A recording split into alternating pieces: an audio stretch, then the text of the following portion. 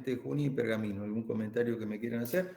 Salvo lo propio del parcial. De eso vamos a hablar después que demos la teórica del día. ¿Está? ¿Algún comentario que quieran hacerme? Si no hay ningún comentario, arrancamos.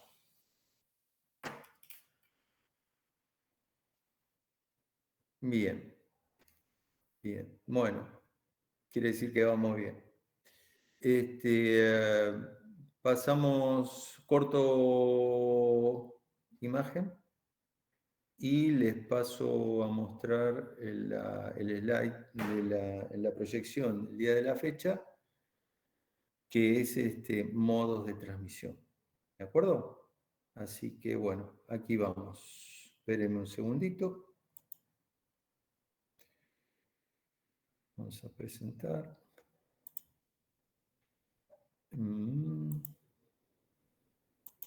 Acá estamos.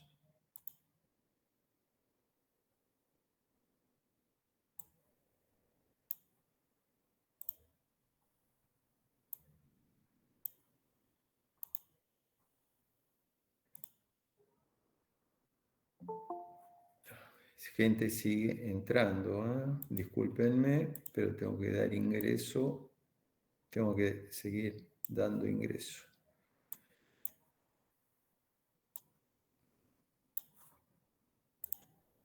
Bueno, ya llegamos. Bueno, ¿todos tienen imagen? Sí. Bueno, perfecto. En esta parte del curso, o sea, en esta unidad, vamos a hablar de los distintos modos de transmisión, distintas tecnologías, distintas maneras que hay de encarar una comunicación. Dentro de estos tres modos, digámoslo, se encuadran las transmisiones que tenemos hoy, al día de la fecha.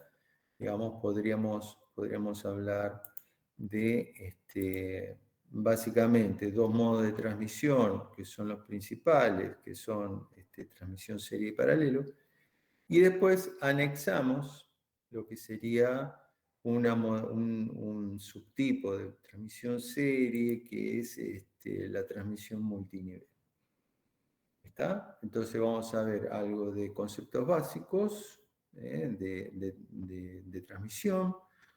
Veremos transmisión asincrónica, sincrónica, transmisión multinivel. De eso nos vamos a ocupar durante el día de la fecha. Bien. A ver un momento. Vamos. Vamos a hablar un poquito de lo que es la velocidad de modulación. ¿Está?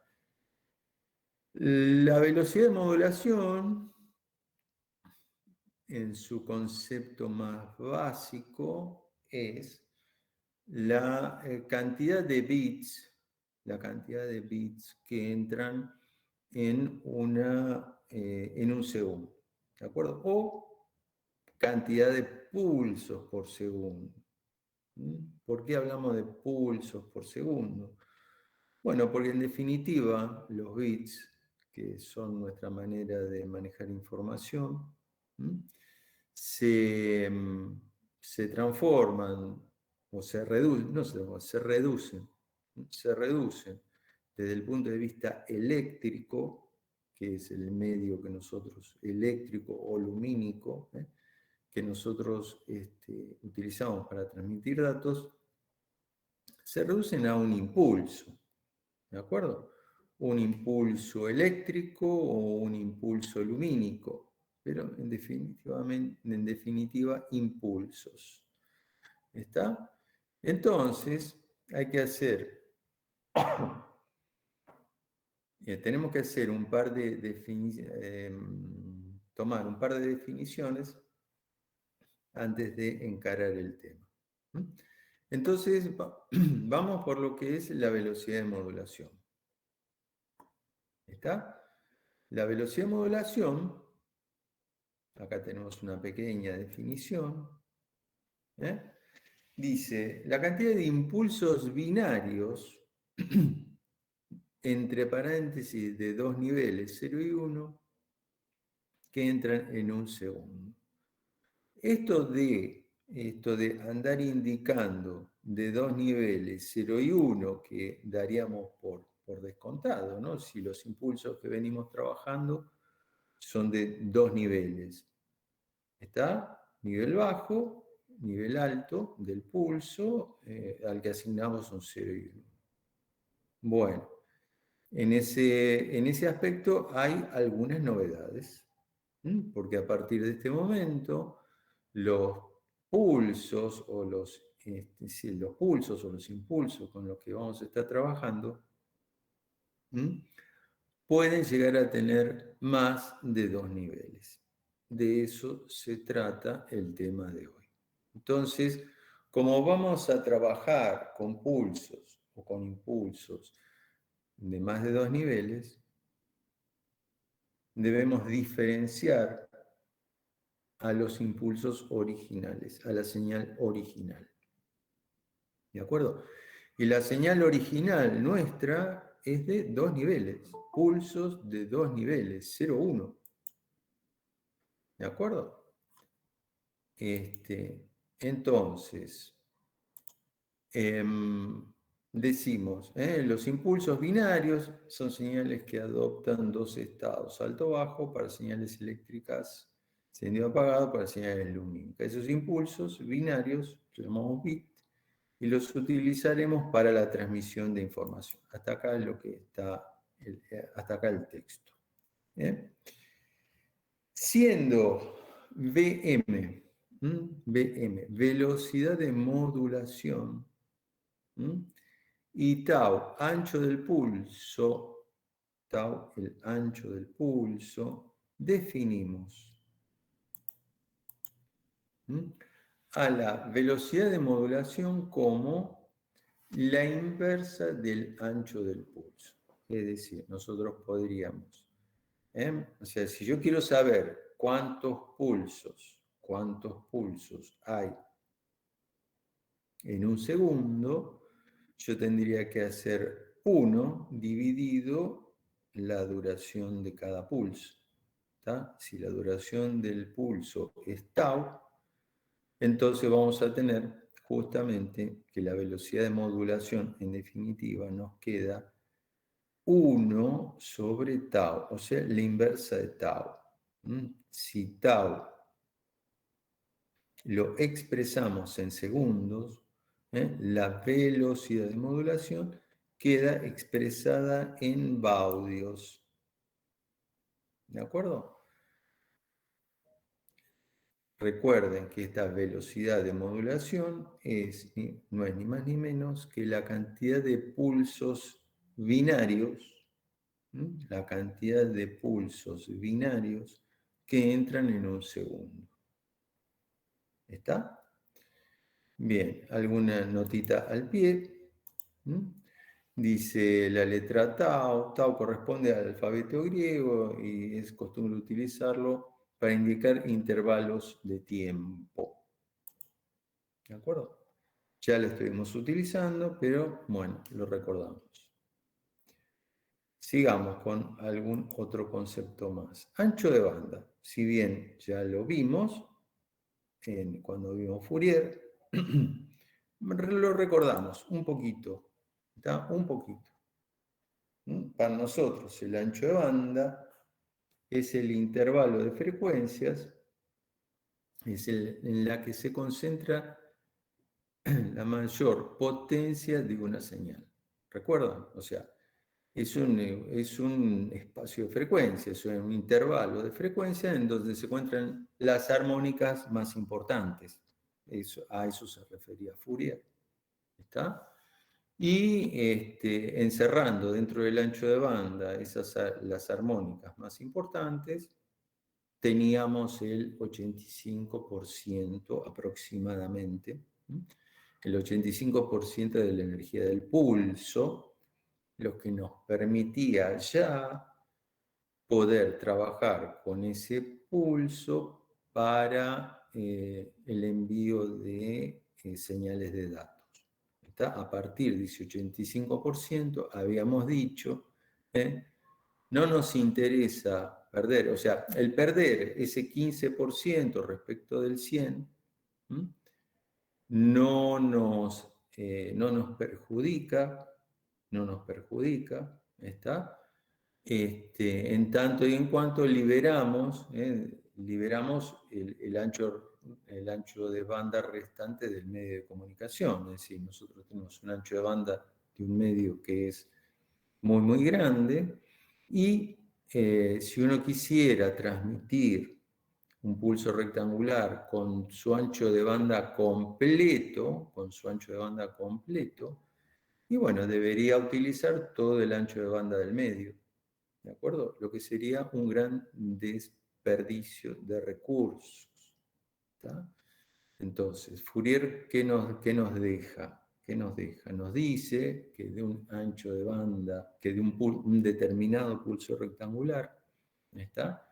El ancho de banda mínimo, o el espacio de frecuencia mínimo que necesitamos para transmitir ese pulso, para que ese pulso sea capaz de transmitir información con una mínima tasa de error, ¿de acuerdo? Ese intervalo de frecuencia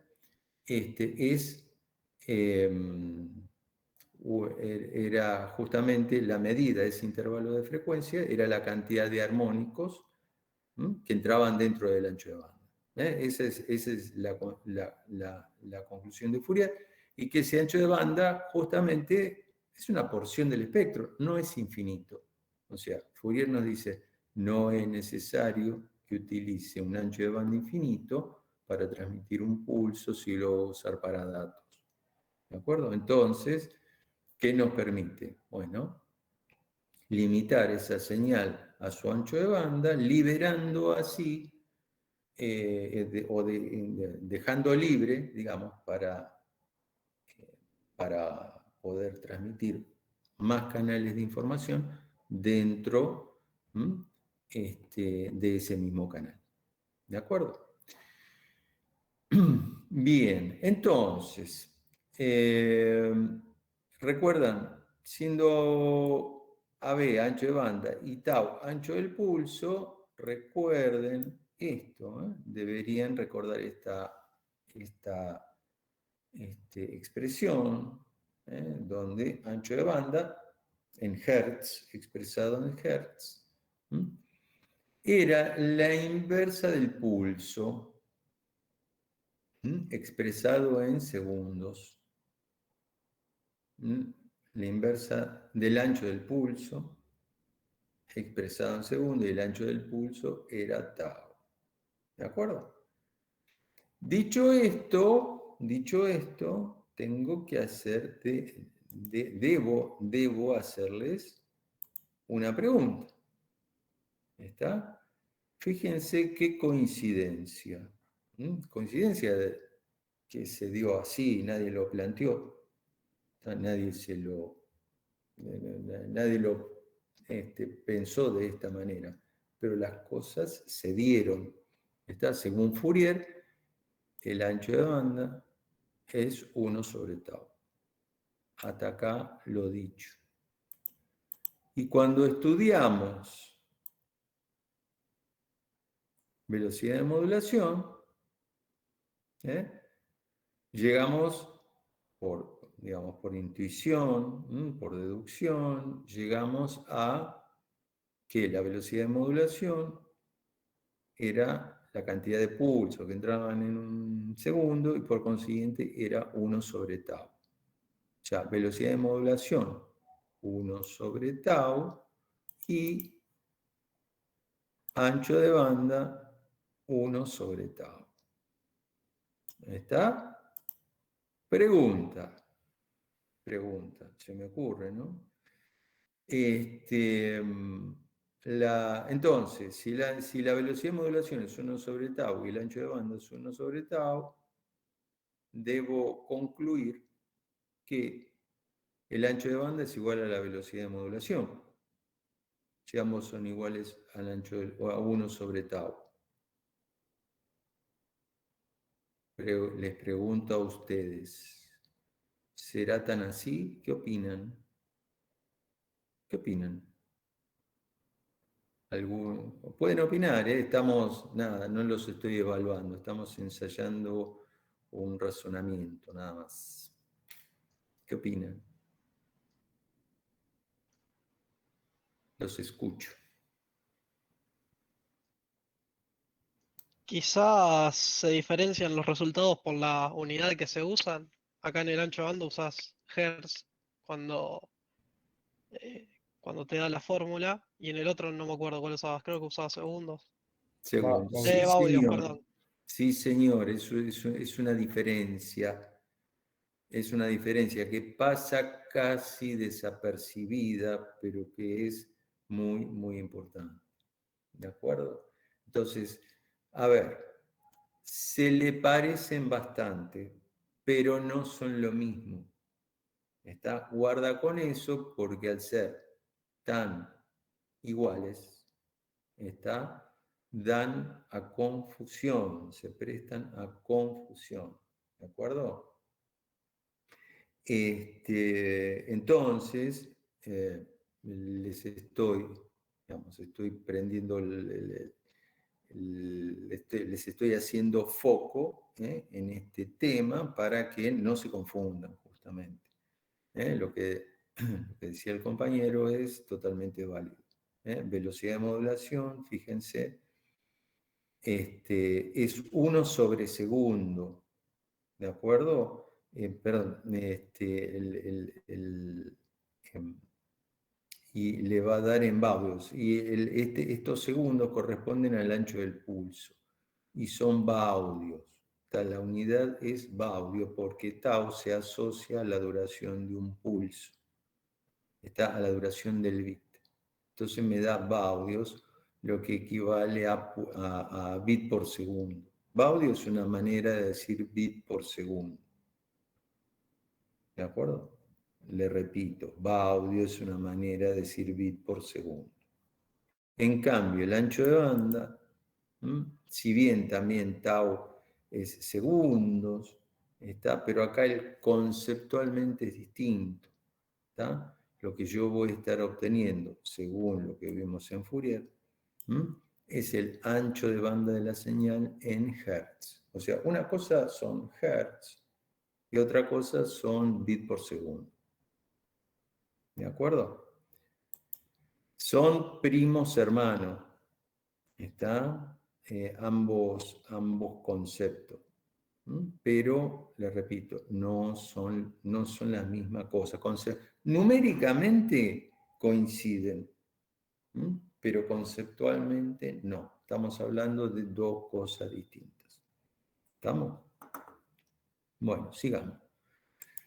Entonces, vamos a hablar un poquito de lo que es el rendimiento de una transmisión. ¿Está? Es un concepto interesante e importante porque en toda transmisión de datos no hay solamente datos de usuario o datos de aplicación. ¿De acuerdo? En todas, no se salva ninguna. No se salva ninguna transmisión. Ustedes cada vez que transmiten datos por una línea de transmisión de datos, por un enlace de datos, están mandando esa información de aplicación, que es lo que, en definitiva, lo que ustedes quieren transferir, más un montón de información que es de control de transmisión. ¿De acuerdo? Entonces, debemos hablar de lo que es el rendimiento de la transmisión. ¿Y por qué? Y porque el ancho de banda disponible de nuestra línea la vamos a usar para, o va a ser usado para transmitir esos datos de aplicación y además transmitir esa información de control. Con lo que se presentan, hay flotando dos anchos de banda, dando de vuelta dos anchos de banda. ¿Está? Uno es el nominal, es decir, el ancho de banda de la línea del enlace. Uno es el ancho de banda del enlace. ¿Está? Una línea de 100 megabits, por ejemplo, de red. ¿Está? 10 megabits, 100 megabits, 1 giga, lo que sea. El ancho de banda nominal, ¿no?, de la línea de transmisión. Pero que se va a despegar del ancho de banda efectivo. ¿Está? El ancho de banda efectivo, que va a ser aquella parte del ancho de banda nominal que me sirve a mí para enviar mis datos de aplicación. O sea, ¿a dónde vamos? Al tener que yo transmitir, a que tener el sistema de comunicación, transmitir información de control de transmisión, esa información de control de transmisión compite por ancho de banda con la información de aplicación que yo envíe. ¿De acuerdo? El ancho de banda, digamos, va a ir compartido. Hay que transmitir ambas informaciones. Entonces, lo que yo voy a ver es una merma en el ancho de banda. ¿De acuerdo? No voy a tener a disposición esos 100 megabits, esos 10, 100 o 1 giga. No los voy a tener enteramente a disposición para mi aplicación, sino que va a haber que compartir ese ancho de banda con otra información. Bueno, eso es una merma en el ancho de banda. Yo nunca, si yo hago un enlace de 100 megabits entre dos placas, dos máquinas, dos placas de red, los enlazo a 100 megabits, y hago una transmisión así, muy simple, muy confiable entre dos máquinas que están una al lado de la otra. Bueno, ninguna de las dos va a haber 100 megabits. ¿Por qué? Las aplicaciones, el software de aplicación de esas máquinas, ninguna va a haber 100 megabits netos para la aplicación. ¿Por qué? Porque va a haber una porción de ancho de banda que se va a consumir en transporte de información para control de transmisión. ¿De acuerdo? Entonces, esa merma, ¿cómo hago yo para cuantificar esa merma en el ancho de banda? Que es absolutamente inevitable, absolutamente inevitable. Lo máximo que puedo hacer es disminuirla al mínimo posible, o sea, utilizar técnicas de transmisión de información que hagan mínima esa merma en el ancho de banda. ¿De acuerdo? Pero no más de ahí. ¿Está? Siempre va a haber un consumo, siempre va a haber un consumo de ancho de banda por parte del sistema de transmisión. Por lo menos hasta el momento es así. No sé si en algún año de estos o algún siglo de estos se inventará el sistema de transmisión de rendimiento 1, que será el que transmite solamente información de aplicación. Hasta el momento no está. Bien. Vamos a aprovechar esta circunstancia para hablar de rendimiento. ¿Está? ¿Qué es el rendimiento? En definitiva, hablemos de rendimiento. ¿Qué es el rendimiento? ¿Está? Bien, acá hay una pequeña definición, no es la única, es simplemente una definición que a mí me gustó y es la que se creo que mejor se adapta a lo que a las características del curso que estamos dando, ¿no? Es la proporción entre el producto o el resultado obtenido, el producto o resultado obtenido, y los medios utilizados para conseguirlo. Eso es en general una definición de rendimiento. Yo quiero obtener algo, lo que sea, en la vida. Esto es un concepto que se aplica a miles de cosas. Yo quiero obtener algo. Entonces, bueno, lo que tengo que hacer es hacer un gasto, obviamente. Ese algo no viene del aire, sino que hay que obtenerlo. Bueno, para obtenerlo hay que hacer, hay que invertir, hay que hacer gastos, ¿de acuerdo? Hay que invertir recursos. Bueno, la relación entre lo obtenido y lo consumido para obtenerlo es justamente eso da la idea de rendimiento. ¿Está? Algunos ejemplos, acá, algunos ejemplos. Mecánico. Se aplica para los motores, por ejemplo, los motores. Energía mecánica entregada respecto a la energía consumida. Motores, etc. Rendimiento eléctrico. Energía eléctrica entregada respecto de la consumida, por ejemplo, transformadores, motores. ¿Está? Rendimiento térmico, que se aplica a las máquinas térmicas, heladeras, aire acondicionado, etc. Rendimiento agrícola, producción dividida la superficie utilizada, tantos kilos por hectárea. Económico, que es la rentabilidad, porcentaje de beneficio en base a los recursos empleados. Bueno, esto es nada, es una conocimiento general que aproveché para traer para que lo tengan presente. ¿De acuerdo? El rendimiento, en realidad,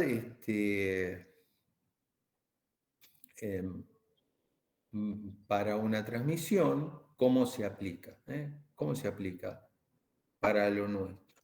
Entonces, podríamos decir que es la proporción entre los datos de aplicación enviados. Los datos de aplicación son los datos puros que nosotros enviamos, ¿de acuerdo?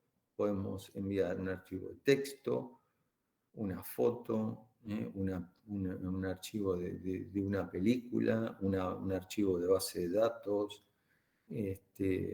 lo que a ustedes se les ocurra. ¿Está? Esos son los datos de aplicación. Bien, entonces, el rendimiento va a ser la proporción entre los datos de aplicación enviados en totalidad, en la totalidad de los datos transmitidos. ¿De acuerdo?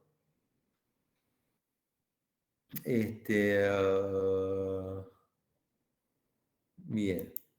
Todos los sistemas digitales de transmisión de datos agregan a la información que generamos desde nuestra aplicación, texto, imágenes, audio, etc., información de control que se utiliza en el sistema para poder enviar nuestros datos de aplicación. Bien, vamos a definir rendimiento de una transmisión en general, ¿no? Rendimiento de una transmisión desde el punto de vista global. Es la cantidad, fíjense, la cantidad de datos de aplicación sobre la cantidad total de datos transmitidos. ¿Está? Multiplicado por 100, si el rendimiento lo quieren en porcentaje. ¿De acuerdo? Bien. Cantidad de datos transmitidos es la cantidad de datos de aplicación más la cantidad de datos de control. ¿De acuerdo? Bien. El rendimiento de la transmisión entonces nos queda cantidad de datos de aplicación dividido cantidad de datos de aplicación más cantidad de datos de control, multiplicado por 100, multiplicado por 100 si quieren el rendimiento en porcentaje. ¿Estamos? Bien. Una nota al pie. La letra, esta letra que está acá, media extraña, que les estoy presentando, es la letra eta. Es una N con la segunda pata más larga que la primera. Algo así, para que se entienda rápido. ¿Está? Es una letra del alfabeto griego. Que es costumbre a lo largo de toda la bibliografía, es costumbre utilizarla cuando hay que indicar un rendimiento. ¿Está? La van a encontrar en literatura de electricidad, mecánica, termodinámica, etcétera, etcétera, etcétera. Cuando hablan de rendimiento se van a cruzar con esta letra eta. Bien, sigamos. Vamos a ver, listo. O sea, estos eran los conceptos previos que necesitamos para hablar de lo que viene, que son los distintos modos de transmisión. ¿De acuerdo? Entonces, bueno, vamos a empezar a hablar de sincronismo. Sincronismo. ¿Qué es el sincronismo? El sincronismo es una condición indispensable, indispensable para poder lograr una transmisión. ¿De acuerdo? El sincronismo habla de ritmos, dos ritmos, a saber, el transmisor escribe o manda a una línea de comunicación tantos bits por segundo, ¿tá? Eso lo hace el transmisor pone en la línea tantos bits por segundo. Ahora, el receptor de esa información debe leer exactamente igual cantidad de bits por segundo, que son los que pone el transmisor. ¿De acuerdo? O sea, si no, digamos, si el receptor no lee con la misma frecuencia que escribe el transmisor, estamos en serios problemas. ¿Por qué? Porque hay bits que se van a leer dos veces y hay bits, si la frecuencia de lectura, es mayor que la frecuencia de escritura, y bueno, ocurrirá que habrá bits que se leerán dos veces, lo que es a viva voz un error de transmisión, un bit que se lee dos veces. Estoy inventando bits que no existen. Y si por el contrario, la frecuencia de lectura, estamos hablando del lado receptor, la frecuencia de lectura es menor que la frecuencia de escritura del transmisor, ocurrirá que quedarán bits sin leer. O sea, estoy haciendo una lectura salteándome bits, lo que es otro terrible problema en la transmisión. No me puedo saltear bits. De la misma manera que es un problema enorme, es un error enorme leer un bit dos veces o más, y bueno, otro problema enorme también es leer salteándome bits. ¿Estamos? Entonces, convengamos que debe haber un acuerdo de alguna manera, no sé cómo, debe haber un acuerdo entre transmisor y receptor para que los bits se escriban y se lean exactamente con la misma frecuencia. Exactamente con la misma frecuencia. ¿Estamos? Bien, dicho esto, se nos genera un problema enorme. ¿Por qué? Y bueno, porque ¿de dónde saca la frecuencia de trabajo un transmisor? Y respuesta, del clock del transmisor. Todo sistema digital tiene un clock. ¿Está? Eso creo que ya lo tienen claro de arquitectura, ¿no es cierto? Sí, sí. Entonces, todo sistema digital tiene un clock. Entonces, el transmisor tiene un clock y se obedece a ese clock, se ciñe a ese clock para poder funcionar. El receptor también tiene un clock con la misma condición. Se agarra de ese clock o toma ese clock como referencia para leer. ¿Está? Pero, tener en cuenta que transmisor y receptor son dos aparatos diferentes. No estamos hablando del mismo aparato que comparte clock, sino que estamos hablando de dos aparatos distintos ubicados en los confines del universo uno del otro. ¿Está? No tienen por qué estar al lado uno del otro, sino todo lo contrario. ¿Está? Puede estar tranquilamente en otro continente, puede estar en otro planeta, porque también hay comunicaciones con sondas espaciales y están todas sujetas del mismo problema, ¿no? Son dos aparatos distintos y separados, ¿está? De construcción diferente, trabajando en condiciones distintas, ¿está? Y estamos hablando, les estamos pidiendo a estos dos aparatos que se pongan de acuerdo en la frecuencia de transmisión y recepción. ¿Está? O sea, es un tanto tecnológicamente es muy complicado. Es muy complicado, tanto imposible, hacer que dos aparatos distintos, trabajando en distintas condiciones, ambos tengan exactamente la misma frecuencia. Estamos hablando de implementación.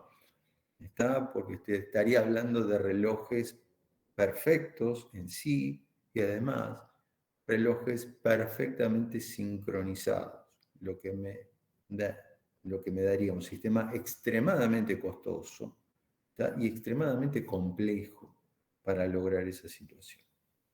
¿Está?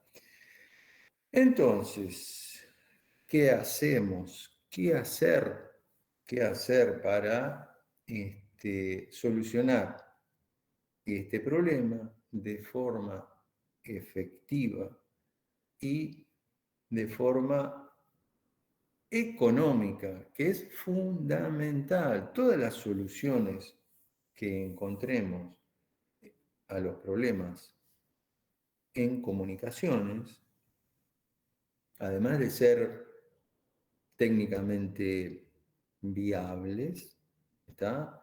De eficiencia comprobada. Además de todo eso, tienen que ser económicos, ¿está? Tienen que tener un costo razonable, porque creo que nadie pagaría el valor de una placa de red que tiene un reloj atómico como base como clock de base, ¿no? O sea, sería directamente una locura. Traigo el ejemplo como para mostrar hasta dónde llegaría la situación, y no sé si sería solución, porque vos necesitas dos relojes atómicos. Entonces vos podés decir, sí, ambos tienen la misma frecuencia, pero ¿qué pasa con la fase? ¿Está? La fase es el momento de ocurrencia de cada clock. ¿Está? Vos podés tener, yo agarro dos relojes atómicos y los pongo a la misma frecuencia. Está bien, digamos, puedo decir que tengo la misma frecuencia. ¿Se terminó el problema? Respuesta, no, no se terminó el problema, porque además tiene que haber entre ellos una relación de fase perfecta y oportuna. ¿De acuerdo? Una relación de fase perfecta entre ellos. Y la relación de fase y ya no, ya escapa porque tendríamos que mandar una señal de uno de los relojes que ponga en fase al otro de los relojes para que después, o sea, nos metimos en un berenjenal, nos salió caro, no nos llegó a ninguna parte. ¿Está? Bien. Entonces, ante semejante panorama, ¿qué hacen? Bueno, se encontró la solución. Encontramos en el sistema de comunicación, encontraron la situación para esta cuestión. Lo que se hace es armar sistemas que se llaman master-slave, o sea, maestro-esclavo. ¿Está? Y el transmisor, en definitiva, a una frecuencia conocida, que es la frecuencia declarada de funcionamiento, declarada por el dispositivo, ¿está? Que dice 100 megabits por segundo, bueno, tiene una frecuencia de clock de 100 megahertz, más o menos un porcentaje, ¿está? Son dispositivos económicos, básicamente, si no, nadie los podría comprar y si nadie los compra, no hay sistema de comunicación. ¿Está? Todos debemos poder comprar los sistemas, los aparatos de los sistemas de comunicación, si no, la tecnología del sistema de comunicación no tendría sentido. Entonces, a un precio económico realmente, aunque a veces a nosotros todo nos sale caro, ¿no? Pero bueno, a un precio realmente económico, el sistema de comunicación resuelve con un reloj más barato, con un reloj que a lo mejor no tiene 100 MHz, exacto, ¿está? Tiene 100.01 MHz, con un rango de variabilidad medianamente importante. No tiene 100 MHz, tendrá 100.1 o 100.01 o 999.99 o 99.98 MHz, o sea, un poquito por arriba, un poquito por abajo. Bueno, no importa demasiado eso, esa variabilidad de construcción y de funcionamiento, no importa demasiado, dado que el receptor debe engancharse en fase, es decir, debe tener la capacidad de poder leer la frecuencia del transmisor y poder seguirlo. ¿Está? A ver, el receptor, en definitiva, no tiene una frecuencia propia, sino que adopta la frecuencia del transmisor. ¿Estamos? Eso es lo que perseguimos, entre otras cosas, con banda base, tema que ustedes ya vieron, y aprovecho esta circunstancia para refrescar o remarcar algún concepto. ¿Está? ¿Se acuerda cuando decimos que tal codificación de banda base mantiene o no el sincronismo? Se tienen que acordar, estuvimos hablando de eso la semana pasada. Bueno, de esto estamos hablando ahora. La codificación de banda base, por ejemplo, para tomar una que, digamos, que es muy evidente el trabajo que hace, que es la Manchester. La Manchester te introduce en forma fija, sí o sí, una transición en el centro del intervalo. ¿De acuerdo? Manchester te pone una transición en el centro del intervalo. Entonces, el receptor va a buscar esas transiciones, porque sabe que en el centro de cada uno de esos intervalos hay una transición. Y esa transición de centro de intervalo le sirve al receptor para poner en hora su clock, su reloj. ¿De acuerdo? O sea, el receptor pone su clock, ajusta su clock en función del clock del transmisor. ¿Estamos? Y lo hace bit por bit. Recuerden, si cada bit en el centro tiene un intervalo que es interpretado por el receptor como ajuste en la frecuencia del transmisor, ¿no? Como lectura de frecuencia de escritura, para poder así ajustar la frecuencia de lectura. Fíjense que esos ajustes se realizan bit por bit. Cada bit que se lee se pone en el reloj del receptor, se pone en hora, digamos, ¿no? Se pone en ritmo. Y además, por supuesto, como ustedes saben, por ejemplo, Manchester, en ese espacio, que siempre hay una transmisión, además, el receptor lee, si va del pulso, va de menor a mayor, es un 1, y si va de mayor a menor, es un 0. Entonces, fíjense cómo se manda más cantidad de información. ¿De acuerdo? Se está mandando más cantidad de información. No solamente el 1 y 0, sino que se está mandando información de sincronismo. Eso es información de eventos que se realizan con una cadencia determinada, que es la velocidad de transmisión. ¿De acuerdo? Que puede estar, inclusive puede estar flameando, como se suele decir, la frecuencia flamea. Bueno, ¿qué significa que flamea la frecuencia?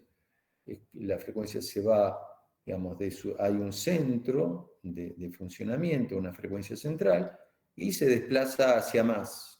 Aumenta, aumenta, aumenta, y después se calma, se deja de aumentar, y comienza a disminuir. Baja, baja, pasa por operación natural y se va un poquitito hacia menos. Y después, una vez se fue un poquito hacia menos, va hacia más. Bueno, eso es un flameo.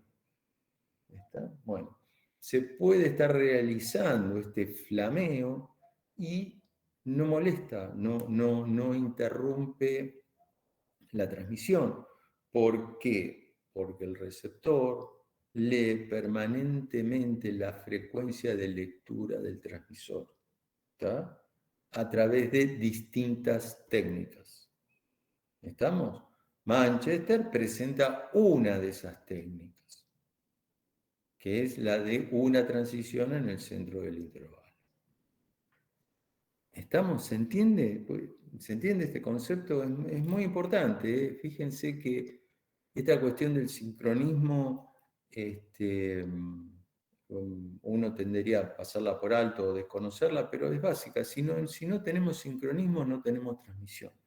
Y vale para datos digitales y vale para transmisiones de tipo analógica.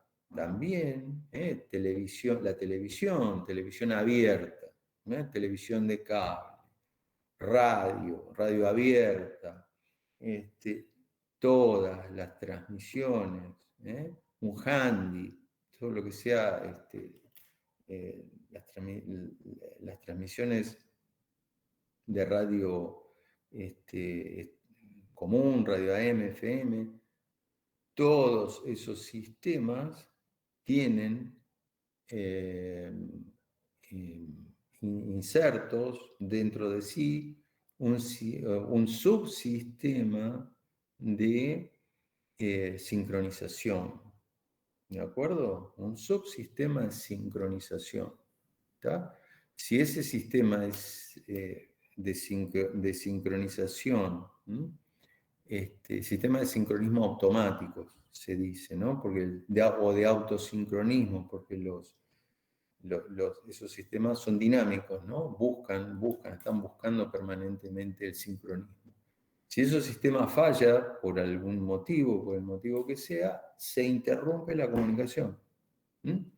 No, es condición suficiente, una falla en el sistema de sincronismo para que la comunicación falle, deje de ser posible.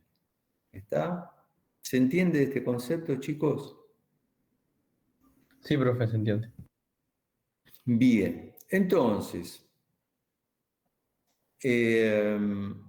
hagamos centro en la imagen, ¿no? Dice transmisión receptor, deben lograr algún tipo de relación temporal entre ellos para que sea posible la transferencia de datos.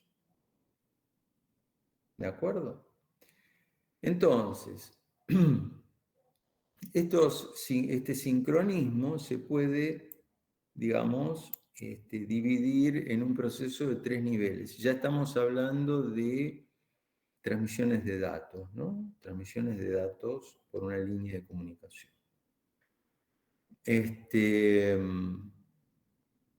Cuando una PC se comunica con otra PC a través de red física o a través de red inalámbrica, utilicen el medio que ustedes gusten, ¿está?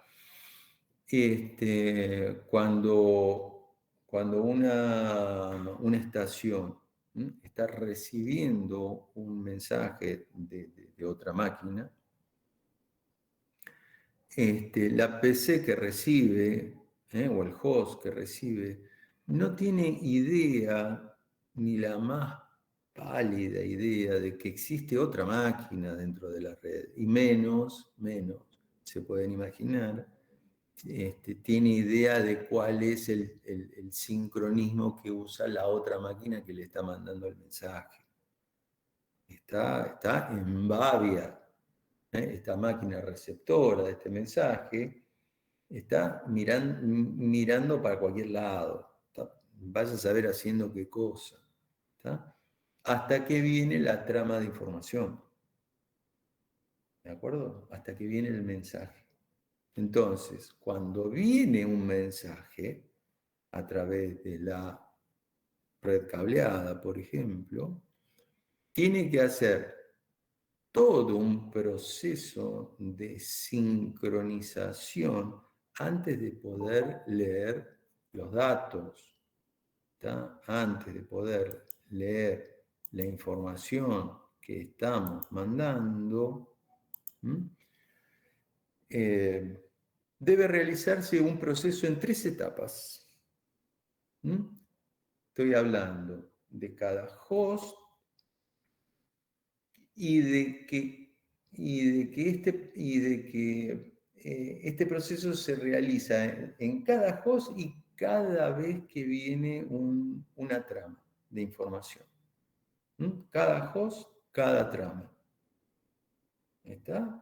Y miren que hay miles y miles de tramas que atraviesan por una red. ¿De acuerdo? Bueno, cada trama de información que llega, cada nueva trama de información que llega a un host, a una terminal, este proceso de sincronización debe realizarse en forma individual, ¿está? Porque una vez leída la trama de información, el sistema se vuelve a desincronizar, el sistema vuelve a perder el sincronismo.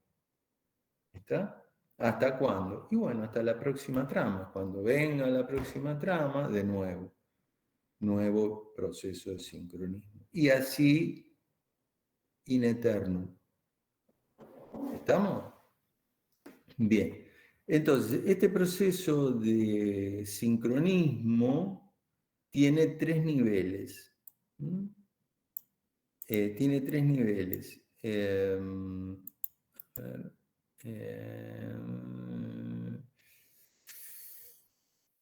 Quería hacer una cosa que no me deja, bueno, quería poder subrayar. Acá tenemos sincronismo de bit. Acá está, acá lo puedo hacer. Espérame un segundo. Sincronismo de bit. Es el primero de los niveles de sincronismo. Sincronismo de bit es encontrar la ubicación de cada uno de los bits. Porque fíjense cuál es el problema de tal magnitud que ni siquiera el receptor sabe dónde está ubicado cada bit, en el tiempo, la temporalidad de cada bit. ¿De acuerdo? Entonces, primero de todo, el receptor tiene que ubicar la temporalidad de un bit. ¿Está? Bien, primer proceso. Segundo proceso, sincronismo de carácter. Es decir, una vez que encuentra la ubicación temporal de un bit, en forma certera, ¿no? Bien. Viene lo que es el sincronismo de carácter, que es poder encontrar dentro del conjunto de bits el carácter que estoy buscando. ¿Está? Porque convengamos que la trama de información es una seguidilla de bits, unos y ceros, ¿de acuerdo? 1, 0, 0, 1, 0, 0, 1, 0, y no hay punto, ni coma, ni nada que me separen ese conjunto de bits en octetos, o sea, en caracteres. ¿Dónde está la separación entre carácter y carácter de un conjunto de, por ejemplo, una longitud tradicional para una trama? Estamos hablando de una longitud de 12.000 bits. Una trama de información, 12.000 bits aproximadamente, ¿no? En números redondos. ¿Estamos? Bueno, dentro de esos 12.000 bits, que son bits, bueno, hay que ubicar el carácter. ¿Dónde está ubicado el carácter? ¿Está? Bueno, entonces hay que buscar dónde comienza y dónde termina cada uno de los caracteres. Segunda etapa. Y una vez que logro saber dónde se ubican los caracteres, dónde están ubicados los caracteres, paso a la tercera fase, que es sincronismo de trama. Es decir, una vez que puedo ubicar un carácter, puedo ubicar la trama completa. ¿Estamos? Todo este proceso, por supuesto, lleva una técnica. ¿Está? Nosotros esa técnica no la vamos a ver. Eso lo van a ver mucho mejor desarrollado, mucho más amplio cuando vean redes. ¿Está? De esto se va a encargar en detalle el área de redes. Nosotros seguimos, simplemente se los menciono. Bien. Vamos a ver lo que es una transmisión asincrónica. Las transmisiones se dividen básicamente en sincrónicas y asincrónicas. ¿Está? Entonces, la transmisión asincrónica fue el primer modo de transmisión masivo que se pudo obtener.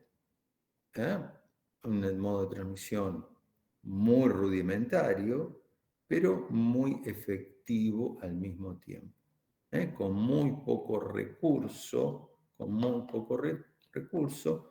se logra la transmisión de datos. ¿Está? En un determinado momento de la época de la vida de las comunicaciones, era lo único que había, porque así nació. Las comunicaciones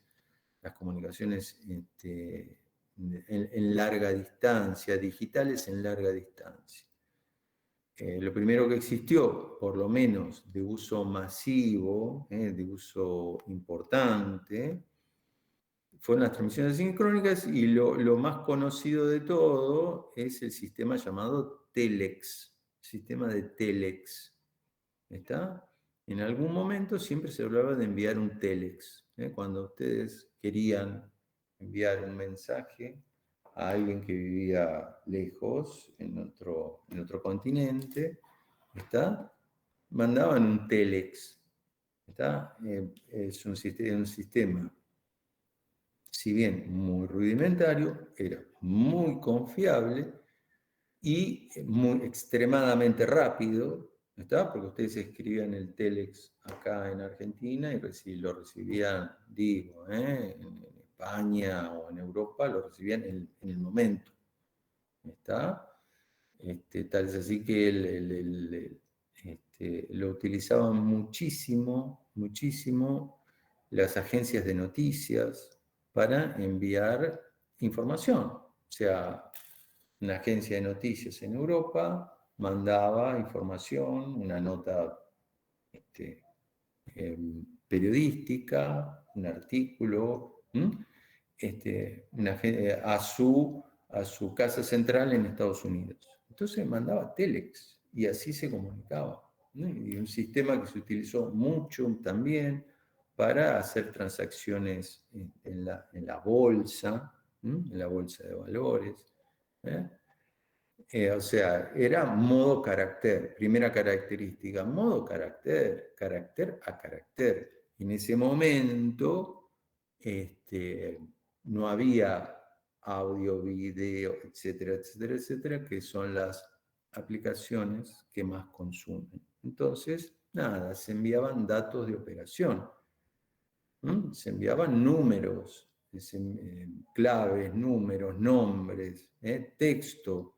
En la primera etapa de las comunicaciones se utilizaban para enviar texto. ¿Está? Entonces, las comunicaciones eran carácter por carácter, o sea, la unidad de transmisión era el carácter mismo. ¿Está? Y no había tanta tecnología como para hermanar las frecuencias, hermanar exactamente las frecuencias de operación del transmisor y las frecuencias de operación del receptor. ¿De acuerdo? Entonces, el ingenio humano hizo esta interfaz que hasta el día de la fecha se usa. Hay aplicaciones que lo usan y anda perfectamente. Entonces, vamos a hablar un poco de las características de la transmisión asincrónica. Relojes de transmisión y recepción no trabajan a la misma frecuencia. ¿Está? A ver, ¿y a qué frecuencia trabajan? Y frecuencias que son múltiplos, ¿está? No son la misma frecuencia, pero sí son aproximadamente frecuencias múltiplos. ¿Está? Son 2 veces, 3 veces, 4 veces, ¿está? Una de la otra, donde la frecuencia de lectura, la frecuencia de lectura es la mayor frecuencia. ¿De acuerdo? O sea, la frecuencia de lectura es n veces la frecuencia de escritura. ¿De acuerdo? O sea, la próxima imagen vamos a ver cómo funciona. Después, el reloj del receptor ubica aproximadamente la presencia de una señal del transmisor con varios pulsos de lectura por cada pulso de escritura. Detección del bit de start. Ya vamos a ver lo que es eso. Otra característica, ya lo dijimos, se transmite carácter a carácter. Otra de las características, bueno, es de baja rendimiento, y yo le diría, faltaría agregar baja velocidad, baja cantidad de bits por segundo.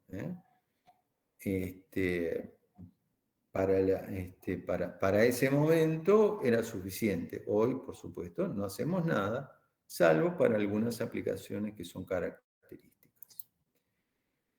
Bien, acá está la forma que tiene una transmisión asincrónica. O sea, yo tengo BDT ahí arriba, está, que es la señal que estoy utilizando para transmitir. ¿De acuerdo?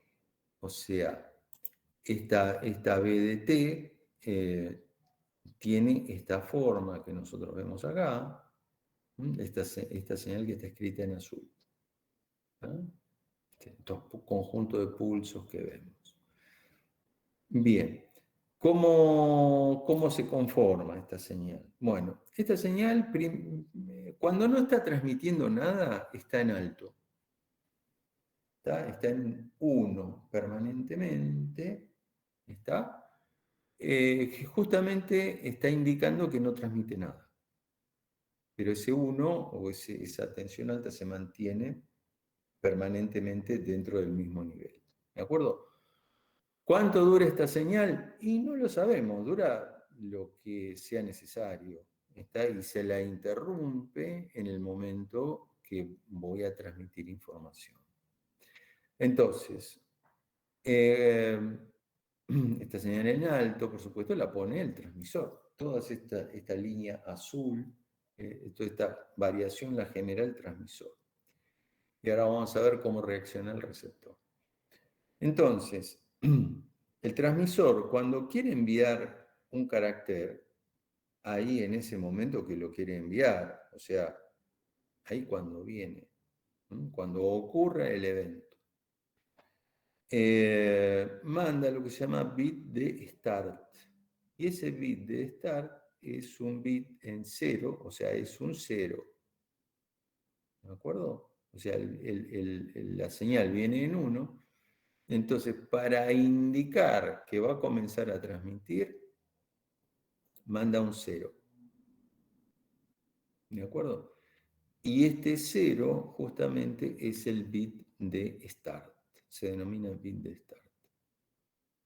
Una vez que se detecta, el receptor detecta el bit de start, se pone en modo lectura, digamos, ¿no? O sea, el bit de start le sirvió al receptor para anoticiarse que le van a mandar un carácter. ¿Estamos?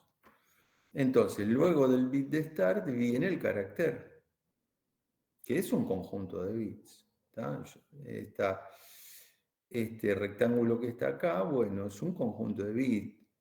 Estaríamos mandando un 1, 1, 1, 1, 1 en este momento, ¿no? Pero acá está el carácter del que estamos hablando, en esta área está el carácter que estamos hablando. A continuación viene otro bit más, que será el bit de paridad. ¿De acuerdo? Este bit que está acá, que les estoy marcando acá, es el bit de paridad. ¿Recuerdan que era el bit de paridad? ¿Para qué servía un bit de paridad? Les pregunto, ¿para qué estaba el bit de paridad? Silencio en la noche. Si no recuerdo mal, no era como para hacer una copia de otra unidad, no recuerdo bien. Recordás mal. ¿Algún memorioso? Necesito algún memorioso por ahí. ¿Para qué servía el bit de paridad? Es más, extiendo la pregunta. Ahí ¿Cuánto? puso un compañero en el chat. Perdón, no tengo el chat a la vista, tengo varias ventanas abiertas y no tengo el chat a la vista. Detección de errores, sí señor, detección de error. ¿De acuerdo? Este bit que está acá puede ser una paridad, puede estar constituido mediante una paridad par o una paridad impar. ¿Recuerdan eso? Lo tienen que haber visto. ¿Está? Y esa paridad par o impar les va a permitir a ustedes tener una primera idea si hubo o no errores en la transmisión. ¿De acuerdo? Ese es un método de detección de error muy básico, digamos, es de los más elementales, es de los más sencillos sistemas de detección de error, ¿de acuerdo? El del bit de paridad. ¿Está? Ese bit de paridad, por ejemplo, si es un bit de paridad par, y se toma en cuenta la cantidad de unos, de acuerdo a la cantidad de unos que haya aquí, dentro del carácter, si la cantidad de unos dentro del carácter es par y el bit de paridad es un bit de paridad par, bueno, acá debe haber un 0. ¿De acuerdo? ¿Por qué? Porque todos los bits, incluido el bit de paridad, si uno los cuenta, va a encontrar una cantidad de unos par. ¿Está? Entonces se completa con un 0. Por el contrario, si acá, en este carácter que está acá, hay una cantidad de unos impar, y este bit de paridad que está acá es un bit de paridad par, aquí se pone un 1. ¿Por qué? ¿Para qué? ¿Para qué? Para que la cantidad de unos entre los bits ubicados entre los bits de carácter y el bit de paridad, en su conjunto, la cantidad de unos sea par. Entonces, el receptor, antes de dar como válido el dato, el carácter, en este caso, controla la paridad. Toma el conjunto de bits ubicados entre este punto que está acá y este punto que está acá.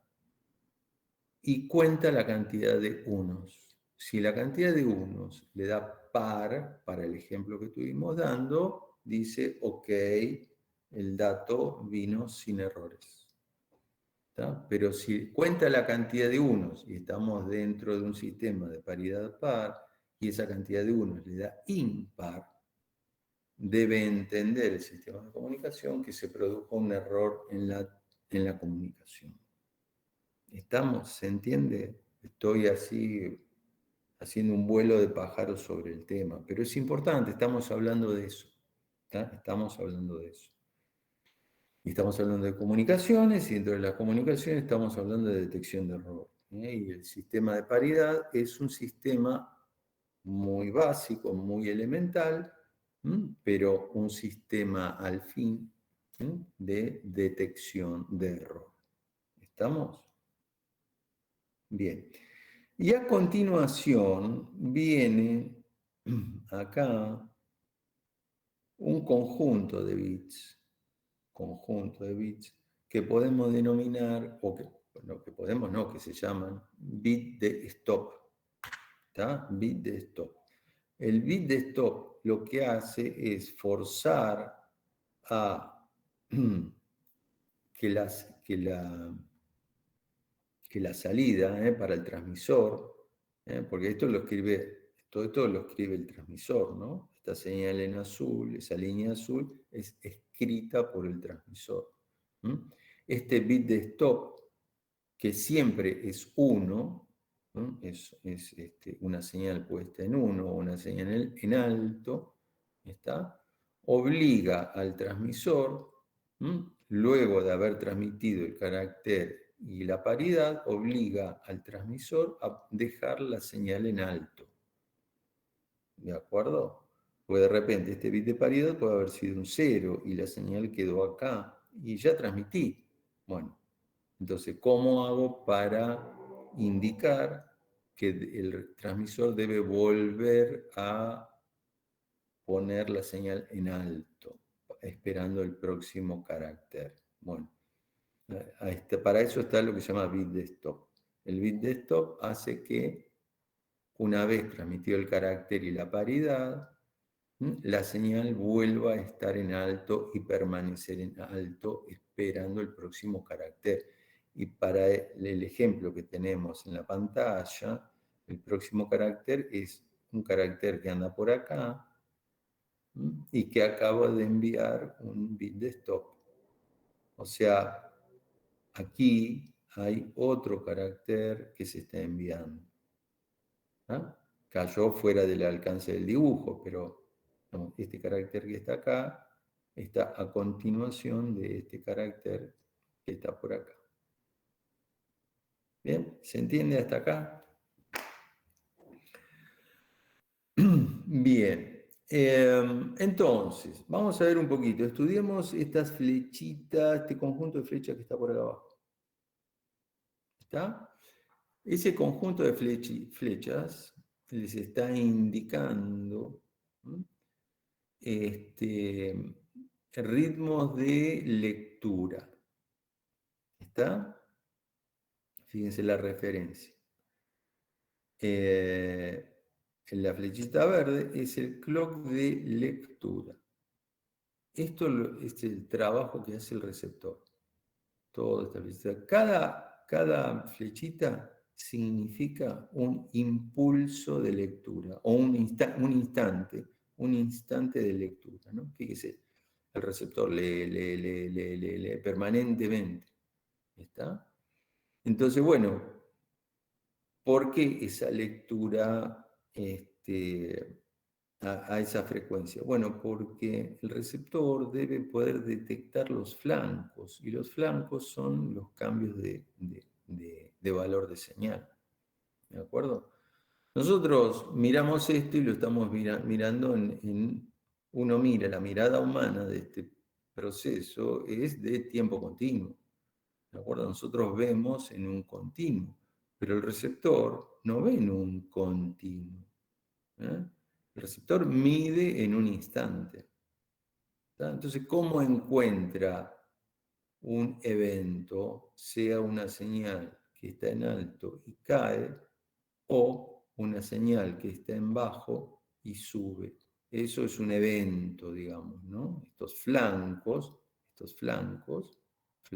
están acá, son para nosotros los eventos. Entonces, ¿cómo encuentra el receptor? ¿Cómo encuentra un evento? ¿Cómo encuentra un flanco? Y bueno, lee hasta que algo cambió. Fíjate, acá le da alto, hasta que acá, pimba, lee en este momento y le dio bajo.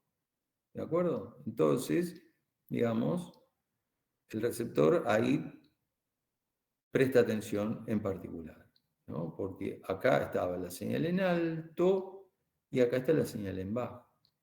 Entonces, ¿qué hace el receptor? Dice, listo, ¿llega un bit de start? No, el receptor, que es un tipo precavido, se espera un poquito. ¿Por qué? Porque puede ser un ruido lo que acaba de detectar, un ruido en la línea. ¿Está? Entonces, el receptor, antes de validar este bit de start, espera al siguiente pulso. ¿Está? Entonces, acá le dio 0 en este instante. Espera el siguiente pulso. Y el siguiente pulso le vuelve a dar 0. Con lo que ya 2 pulsos contiguos con la misma lectura y el valor 0, eso ya pone en evidencia que no es un ruido, sino que es un bit de start. ¿De acuerdo? Entonces, el receptor dice, estoy en presencia de un bit de start aquí. Y además, la lectura que realicé en este segundo pulso, que estoy marcando ahí, marca aproximadamente el centro del intervalo.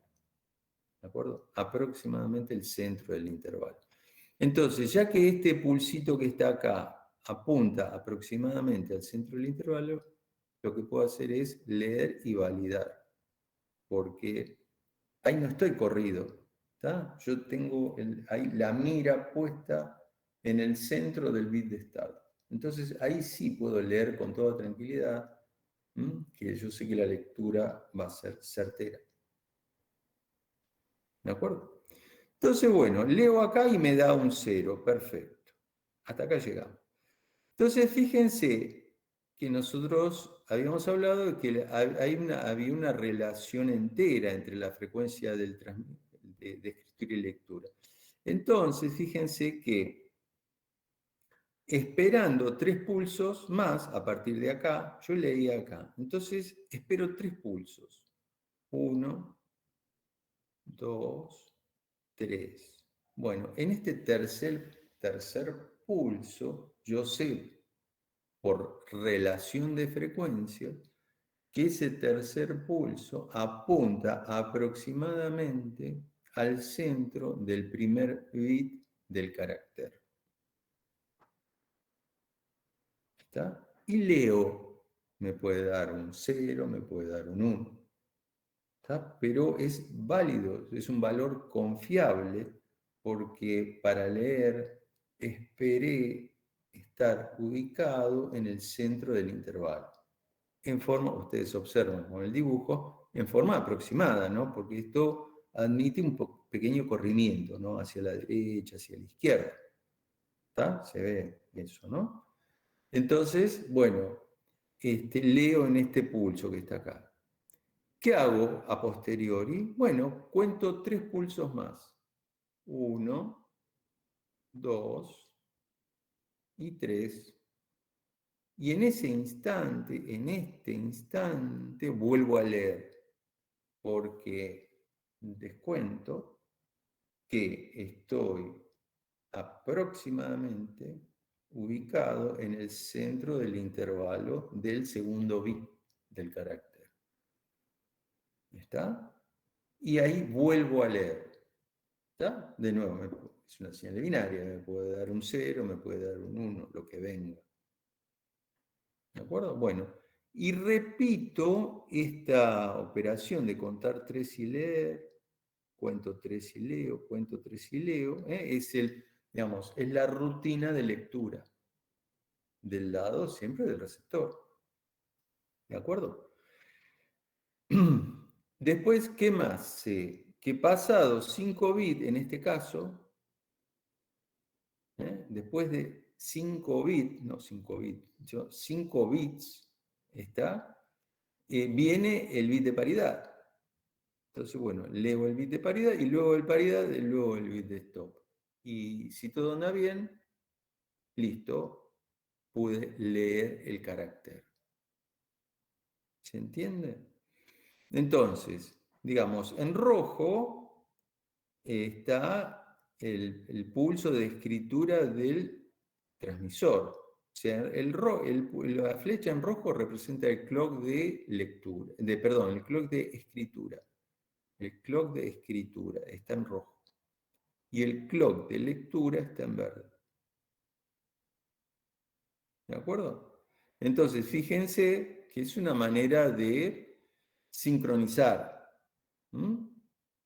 Como no hay una relación exacta entre transmisor, clock de transmisor y clock de receptor, como eso no existe, este modo se lo llama modo asincrónico.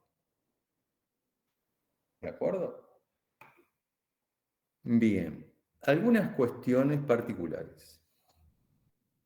Fíjense, acá aparece tau, como lo ven acá, tau ¿qué es? Y bueno, es el ancho del pulso, tau, está ahí. Es el ancho del pulso, o sea, el ancho del bit. Nos vamos a manejar con un ancho constante. El ancho del bit es un ancho constante. ¿Estamos? Primera cuestión. Después, vamos a ver qué es lo que ocurre con la cantidad de bits. Start siempre es un bit. El bit start siempre es un bit. Ahora, el carácter que está acá. El carácter pueden ser 5 bits, 7 bits u 8 bits. ¿Está? 5 bits es el caso del servicio de Telex. Ese famoso primer sistema de comunicaciones, el Telex. de larga distancia. Bueno, utilizaba 5 bits. Luego vino el ASCII de 7 bits. Y actualmente ASCII está extendido 8 bits. ¿Está? O sea, la interfaz serial puede trabajar con estas longitudes, con estas distintas longitudes de carácter. 5, 7 u 8. ¿Está? Bien. ¿Qué pasa con la paridad? Bueno, puede haber 0 bits, o sea, puede ser que no se utilice bit de paridad. Es una opción. Puede ser que se utilice un bit de paridad. O puede ser que se utilicen 2 bits de paridad.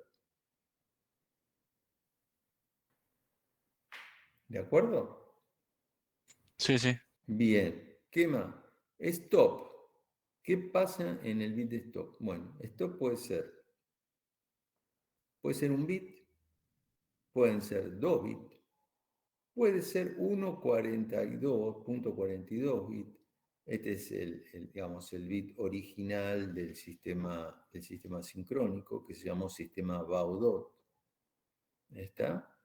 O puede ser 1,5 bit, que se lo llamó pseudo Baudot. En este caso es 1,5, ¿no? En este caso, bien, en este caso que hemos dibujado acá, es un pseudo Baudot de 1,5 bits. Sí, señor. ¿De acuerdo? ¿Cómo nos enteramos nosotros de toda esta configuración? Bueno, porque hay que indicarla. ¿De acuerdo? Si todos estos son parámetros de configuración, hay que indicar cuál es la configuración. ¿Está? Salvo el start, que siempre es un bit. Todo lo demás es configurable. Claro. Yo elijo la longitud del carácter, elijo la cantidad de bits de stop, elijo si uso paridad o no uso paridad. ¿De acuerdo? Son todos parámetros configurables típicos de la transmisión asincrónica. ¿Estamos? Sí, sí. Bueno, muy bien.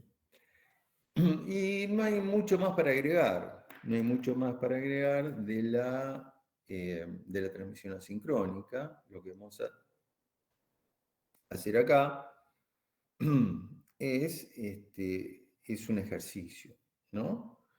Dice el ejemplo: graficar la señal de transmisión típica del servicio Telex con una velocidad de modulación de 50 baudios.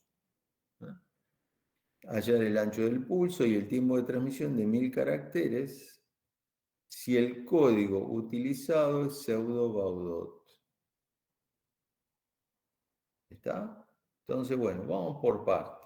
Vamos por parte, que acá está toda la información que necesito. Me va a pedir, me está pidiendo el tiempo de transmisión de 1000 caracteres. Entonces, hay algo que me dice que voy a tener que referirme al ancho del pulso, evidentemente. Voy a tener, la mano viene por averiguar cuántos anchos de pulso hay en la transmisión.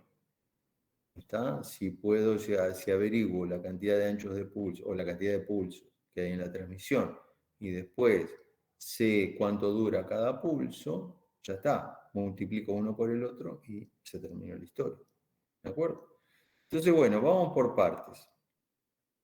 Acá tenemos que la velocidad de modulación es 1 sobre tau y la velocidad de modulación es un dato, 50 baudios, velocidad de modulación.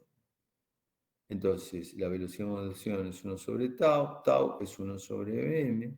De acá saco que tau es unos 50 baudios, lo que me da 0,02 segundos. Cada bit dura, cada pulso dura 0,02 segundos. ¿Estamos? Bien, eso es un dato obtenido. Ahora vamos por lo otro. Cantidad de bit por carácter. Es el bit de start, más, o sea, es el bit de start más la cantidad de bit de carácter, más la cantidad de bit de paridad, más la cantidad de bit de stop. Todo esto va a formar un carácter. Fíjense cómo se dilata lo que nosotros tenemos como concepto del carácter. Para nosotros el carácter es el carácter puro, ¿de acuerdo? Son los 5, 7 u 8 bits, pero al estar dentro de una transmisión asincrónica, en este contexto, los caracteres toman más bits. ¿Está? Bit que no es de carácter, sino que son bits de control. Lo que estamos hablando al principio, cómo arrancó esta charla, cómo estamos enviando información de aplicación, que para nosotros sería este carácter que está acá, es el equivalente al carácter que nosotros pulsamos en el teclado. ¿De acuerdo? Hicimos tac en una letra en un teclado y salió un carácter. Bien, ese carácter va acompañado de un bit de start, bits de paridad y bit de stop. Esto es control. Carácter puro es aplicación y todo lo demás es control. Bien, cantidad de bit por carácter es un bit de start, 5 bits de carácter, porque, ¿cómo lo sé? Bueno, porque es el servicio Telex.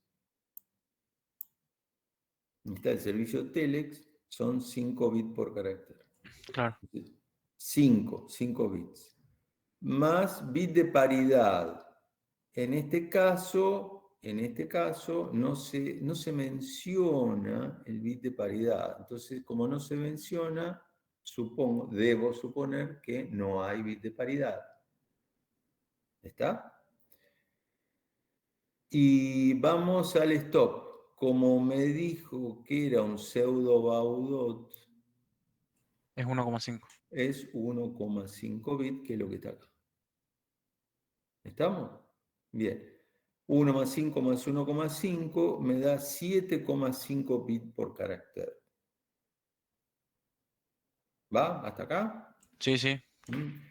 El procedimiento que yo les estoy mostrando acá es un camino de cálculo, no es el único. Se puede calcular de distintas maneras y está bien también. Yo elegí un camino que es este. Después ustedes elijan, pueden elegir un camino de cálculo distinto, pero el resultado tiene que ser, los tiene que llevar al mismo resultado, si no, estamos haciendo macana. Bien, cantidad de bits transmitidos. ¿Cuánto es la cantidad de bits? Y bueno, es la cantidad de caracteres, Que era 1000. que eran 1000, por la cantidad de bits por carácter. 7,5. ¿Está? Entonces, fíjense, tengo 1000 caracteres por 7,5 bits por carácter. Entonces, carácter y carácter Se se me van y queda fue. bit.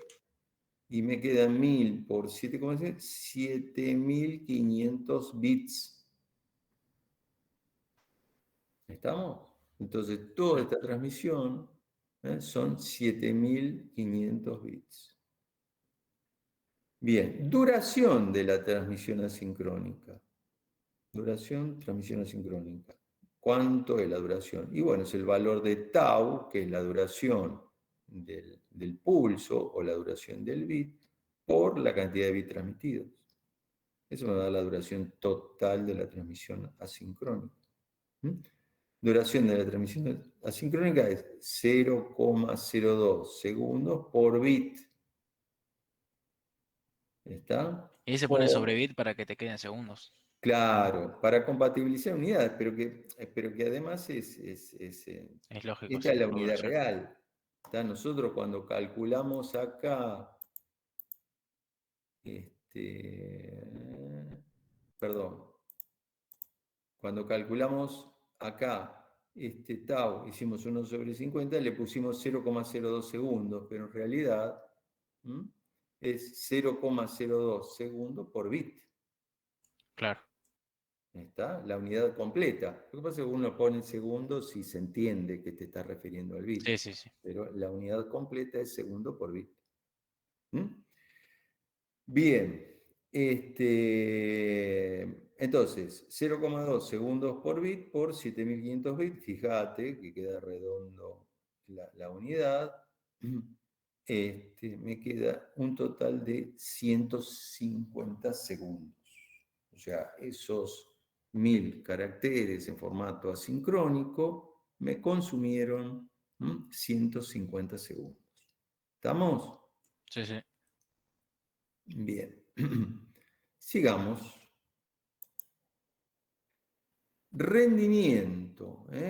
¿Qué onda con el rendimiento? ¿Qué pasa con el rendimiento de esta transmisión? Dice, para el caso anterior, calcular el rendimiento de la transmisión asincrónica.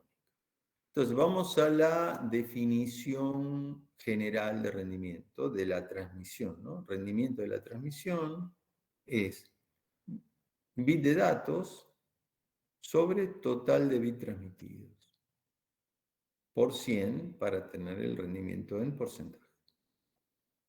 ¿Está? Bien. Vamos a lo particular. Esta es de forma general. Esta es forma general. Ahora vamos a lo particular. Rendimiento de la transmisión asincrónica. Es carácter, que es el bit de datos, sobre el total de bit. O sea, carácter más start más stop más paridad, todo eso multiplicado por 100.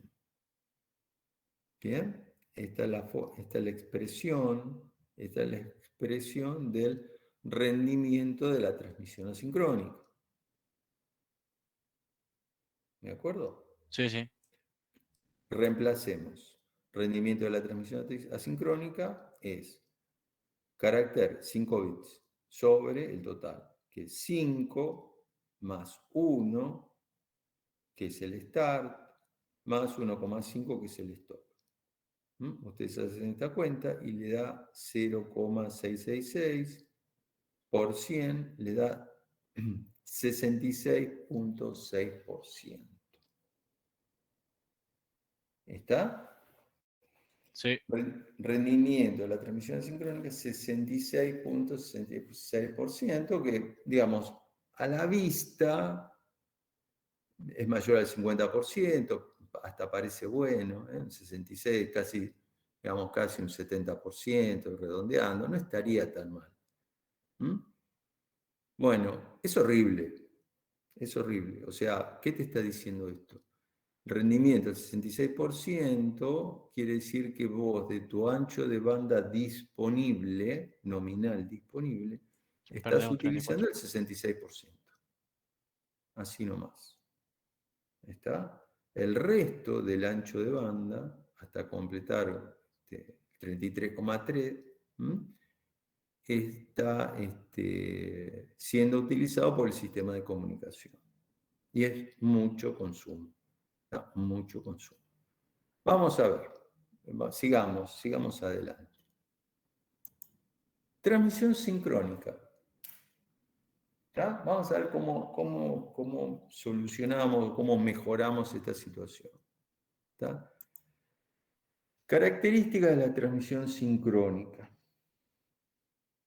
Vamos, relojes del transmisor y receptor sincronizados en frecuencia y fase. Aquí la mano cambió. Relojes de transmisor y receptor sincronizados en frecuencia y fase. Ya acá la relación de frecuencia de transmisor y receptor es 1 a 1, forzado y estricto, y además una relación de fase constante y apropiada. Constante y apropiada. O sea, ¿Qué serán más bits? digamos que a ver, ¿qué significa apropiada? Significa que el pulso de lectura debe apuntar al centro del intervalo. ¿De acuerdo? Porque puedo tener tanta mala suerte que logro una relación de frecuencia perfecta, pero el pulso de lectura me cae justo en el flanco del pulso. ¿Entendés? Me cae hacia los bordes del pulso y se aleja del centro. Claro. O sea, el pulso de lectura, además de tener la misma frecuencia que el de escritura, tiene otra condición más, que ese pulso de lectura debe apuntar al centro del intervalo, porque en el centro del intervalo está la mayor cantidad de energía del pulso. ¿Está? Acordarse que la línea de comunicación consume los pulsos, los deforma y los consume. Entonces yo tengo que, cuando voy a leer, tengo que apuntar a la porción, al lugar, a esa porción donde el pulso presenta mayor cantidad de energía. Y eso es en el centro del pulso. ¿De acuerdo?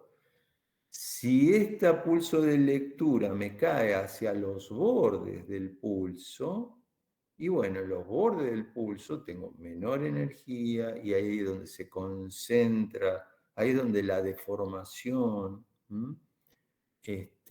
hace estragos, ¿de acuerdo? En los bordes del pulso la deformación es donde se nota más.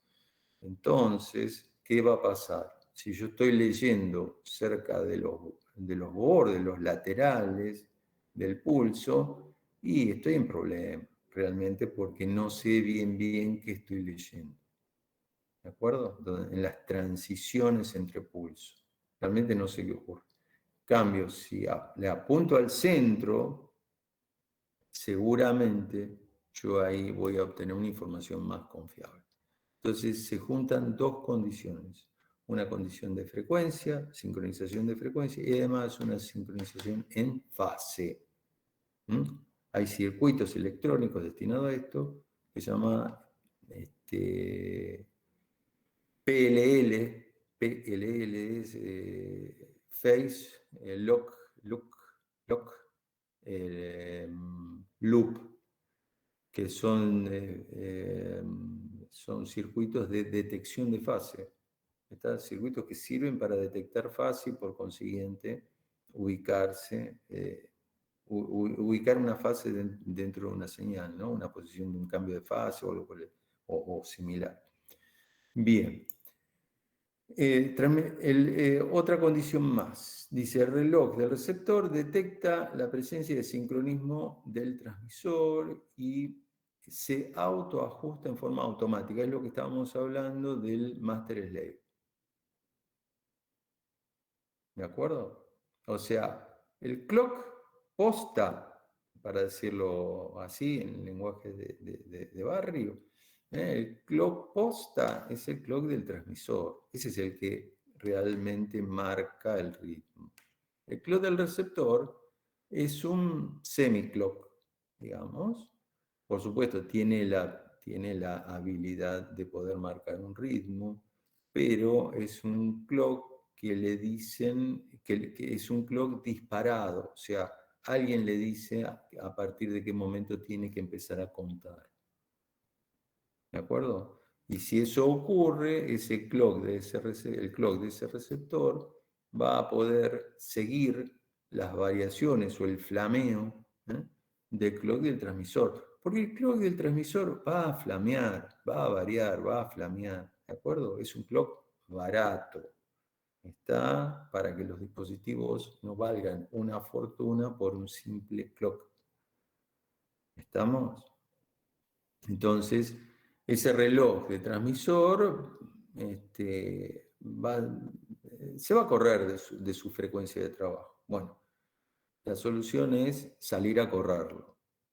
¿Está? Bueno, esa es la tarea del receptor, entre otras. ¿Está? Bien. Características también, grandes cadenas, se transmiten grandes cadenas de caracteres. Acá la transmisión no es carácter a carácter, sino en grandes cadenas de caracteres. Y van a ver que tiene un alto rendimiento. ¿Está? ¿Cuánto es ese rendimiento? Bueno, ahí vamos. No sean ansiosos. Bien, ¿cómo se organiza una transmisión sincrónica? Bueno, acá hay algo más de detalle de lo que les estaba contando al principio. Una transmisión sincrónica es un conjunto de bytes, desde que va una tira de bytes que va desde acá hasta acá. ¿Tá? Eh, por supuesto, constituido por bits. En realidad, si vamos a lo más finito de todo, es una tira de entre este punto que está acá y este punto que está acá, más o menos 12.000 bits. ¿Está? Es una bocha, mucho. Bien, entonces dentro de esos 12.000 bits que parecen organizados en forma caótica, pero no lo están perfectamente organizados. ¿Eh? Hay que leer una porción de información de transmisión que se llama header. ¿Está? Continuo a ese header hay una otra porción de bits, que serán los datos. ¿De acuerdo? Y luego de esa porción de información donde van datos, irá o no, depende del protocolo de que se trate, irá o no otra porción de información de transmisión llamado tráiler o cola. ¿De acuerdo? Bien, ¿dónde funciona el sincronismo? Acá, esta porción de bits se denomina preámbulo. Y este preámbulo está constituido por estas combinaciones de bits. Fíjate, este carácter que está marcado acá, 1, 0, 1, 0, 1, 0, es un carácter de sincronismo. ¿Tá? Y esto va por 7, o sea, hay 7 de estos caracteres. O sea, es una trama de bits, o sea, es un conjunto de bits, justamente 1, 0, 1, 0, 1, 0, que sirve para la primera fase de sincronismo, que es encontrar un bit. Gente, hay que encontrar dónde están los bits. Y qué sé yo, ¿cuándo leo? ¿Cuál es la oportunidad para leer un bit? La verdad, no tengo ni la más pálida idea. Pero lo salgo a buscar. El receptor lo tiene que salir a buscar. Y el receptor sabe, y comienza a tirotearse, comienza a tirar, tira, ¿hasta qué cosa? Y bueno, el tipo sabe que cuando lee un 1, el próximo bit que va a leer, eso va a ser un 0, y el próximo bit que va a leer debe ser un 1, y el próximo bit que va a leer va a ser un 0. ¿De acuerdo? Entonces, ajusta la frecuencia de lectura a los tiros. A ver, es así. El tipo prueba, va ajustando la frecuencia de lectura hasta que engancha a leer 1, 0, 1, 0, 1, 0, 1, 0, 1. Cuando lee esa combinación, que es una combinación conocida, ¿de acuerdo? El tipo encuentra la frecuencia y la fase de lectura. Y ahí se enganchó en sincronismo. A partir de ese momento se enganchó en sincronismo. ¿Y cuánto tarda? Y bueno, la verdad no sé, pero le damos 7 caracteres. 7 caracteres de ventaja, digamos. Durante esos 7 caracteres, el receptor tuvo que obtener sincronismo. Si no se sincronizó una vez que pasaron esos 7 caracteres, lo lamento en el alma. Toda la trama que viene detrás, esos 12.000 bits que vienen detrás, se habrán perdido. ¿De acuerdo? Porque no obtuve sincronismo. No sé qué leer, no sé dónde leer. ¿Está? Bien. ¿Cómo obtengo? Hasta acá yo pude obtener el sincronismo de bit, porque leo 1, 0, 1, 0, 1, 0, etc. Pero es un conjunto de unos y ceros. Entonces, ¿dónde comienza la trama en sí? ¿Dónde comienza el header de datos? Bueno, tengo que poner un carácter distintivo, distinto del 1010, que me va a dar va a ejercer la función de delimitador. ¿Está? ¿Y ese delimitador cómo está formado? Y bueno, fíjate, 1, 0, 1, 0, 1, 0, 1, 1. Acá está, 1, 1, te encontré. ¿Está? O sea, cuando se corta la secuencia de unos y ceros por 2 unos consecutivos, esa sencilla es la marca de que el próximo bit, o sea, este que está acá, ya pertenece al header. ¿Está? ¿Y cuánto mido el header? Y bueno, ahí ya comienza a jugar el protocolo. ¿Está? El protocolo dice tantos bits de header, tantos bits de datos, tantos bits de trailer. Eso es protocolo. Eso es redes eso es redes. ¿De acuerdo? Yo me saco esa explicación de encima y se la paso al profe de redes. ¿Está? Próximo año, próximamente. Nosotros llegamos hasta acá. Vemos esta cuestión porque nos sirve para entender lo que es el sincronismo, sincronismo de bit, sincronismo de carácter. Cuando ubiqué el delimitador, ya acá ubiqué un carácter. Y si ubiqué un carácter, ya puedo leer la trama completa. Este es creo que muestra muy claramente lo que son los 3 niveles de sincronismo en una transmisión sincrónica. ¿Se entiende? ¿Se entiende, chicos? Sí, profe, se entiende.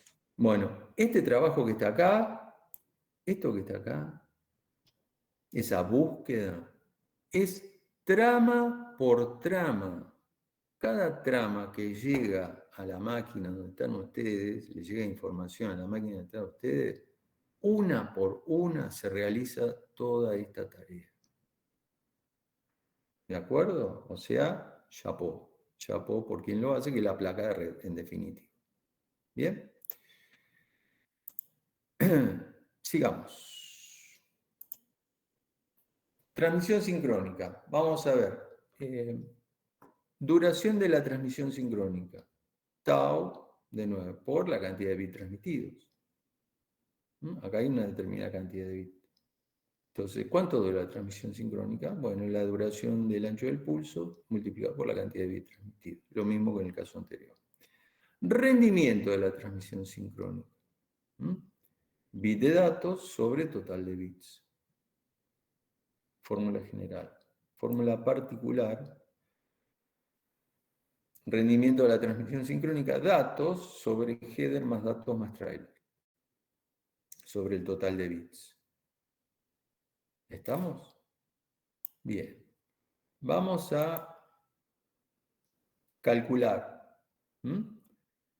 ¿Cuánto, para este caso, dice, calcular el rendimiento de una transmisión sincrónica cuando se envían bloques de datos de 1500 bytes y se utilizan 14 bytes de cabecera, 4 bytes de terminación y se envían datos de 1500 bytes. Va de nuevo, datos 1500 bytes, 14 bytes de cabecera y 4 bytes de terminación o trailer.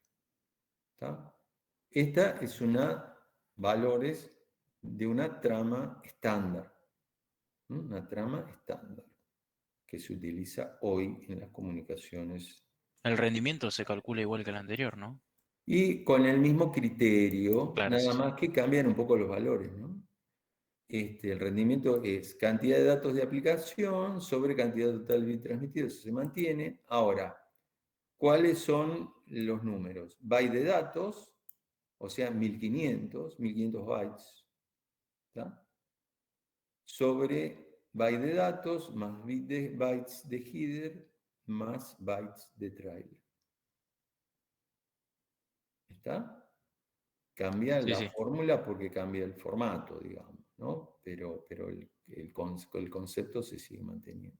Bueno, hacemos la cuenta, 1500 sobre 1500 más 14 más 4 por 100, eso me da 98.8% rendimiento comparado con el 66% del anterior. Mucho mejor rendimiento que el otro. 98.8, casi en el 99%.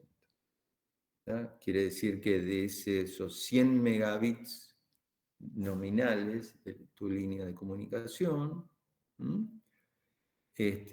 99 megabits de esos 100, 99 megabits lo usás para información de aplicación. ¿Está?